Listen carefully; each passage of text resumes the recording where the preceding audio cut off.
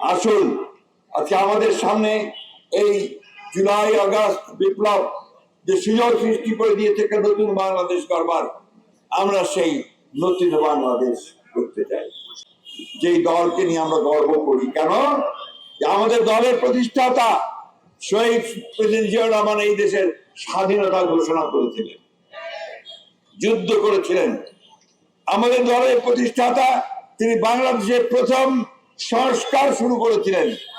শেখ মুজিবের একদলীয় শাসন ব্যবস্থা থেকে তিনি বহুদলীয় গণতন্ত্র নিয়ে এসেছিলেন। তিনি প্রথম অর্থনীতিতে তিনি সংস্কার শুরু করেছিলেন, গার্মেন্টস শুরু করেছিলেন, তিনি বিদেশের পাঠানো শুরু করেছিলেন।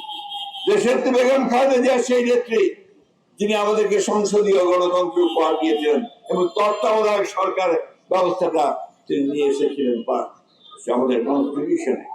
আজকে তারেক রহমান সাহেব দীর্ঘ বছরের পর বছর ধরে বিদেশে নির্বাসিত অবস্থা থেকেও দিন রাত পরিশ্রম করে আমাদেরকে এই বিপ্লব, এই বিদ্রোহ, এই অভ্যুত্থান ঘটাতে তিনি নেতৃত্ব দিয়েছেন। আসুন আজকে আমাদের সামনে এই জুলাই আগস্ট বিপ্লব যে সুযোগ সৃষ্টি করে দিয়েছে একটা নতুন বাংলাদেশ গড়বার, আমরা সেই নতুন বাংলাদেশ করতে চাই। একটা স্লোগান দিয়েছেন চেয়ারম্যান সাহেব আমাদের, কি সবার আগে কি দিয়েছেন স্লোগান? এটা অর্থ কি? এটার অর্থ যে আমরা কারো কাছে মাথা নত করি না, আমরা অন্য কোন দেশের দিকে তাকিয়ে থাকি না। তাই পরিষ্কার করে বলতে চাই, আজকে যারাই চেষ্টা করুন না কেন বিভিন্ন চাপ সৃষ্টি করে আমাদেরকে বেকায়দায় ফেলার জন্য, সেই চেষ্টা করে কোনো লাভ হবে না। এই দেশের মানুষ লড়াই করেছে, লড়াই করতে জানে, লড়াই করে স্বাধীনতা এনেছে, লড়াই করে গণতন্ত্র রক্ষা করেছে এবং দেশকে মুক্ত করেছে।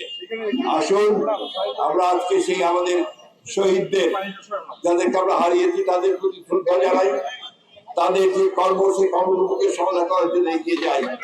আজকে আসুন আমরা নতুন বাংলাদেশকে গড়ে তুলবার জন্য, এই বাংলাদেশে এই যুব দল, ছাত্র দল, বিএনপি সকলের দিকে তাকিয়ে সাধারণ মানুষ যেন বলে এরা ভালো মানুষ, ভালো দল, তাই না? যদি না বলে তাহলে কি আমাদের কাজটা ঠিক হবে? আসুন আমরা সেই দিকে এগিয়ে যাই, আমরা সেই পথে এগিয়ে, যে পথে এগুলে আমরা আমাদের মানুষকে সুন্দর একটা বাংলাদেশ উপহার দিতে পারবো। আমাদের সকলকে অশেষ ধন্যবাদ। আসসালামু আলাইকুম।